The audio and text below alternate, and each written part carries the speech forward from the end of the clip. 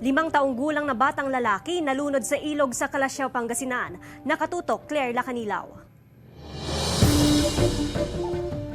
Sa CCTV footage, makikita ang pagbaba ng bata papunta sa ilog na bahagi ng Barangay San Miguel, Calasiao, Pangasinan. Pero ilang saglit lang, bumalik ang bata sa kanilang bahay at may kinuha. Saka nagpunta ulit sa ilog.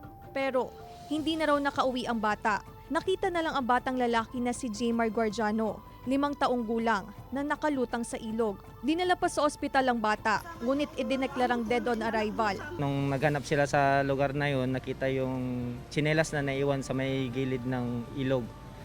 At doon na rin nila nakita yung bata sa may ilog. Ayon sa kaanak, nahulog ang bata sa ilog at nalunod.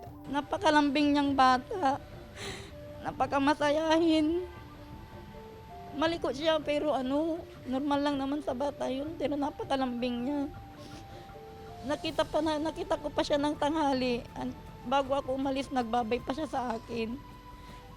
Yung pala yun na yung huli niyang babay niya. Paalala ng pulisya na bantayang mabuti ang mga bata upang makaiwas sa kahalintulad na insidente. Pag maliliit na mga bata, dapat wag nating iwanan na mag-isa.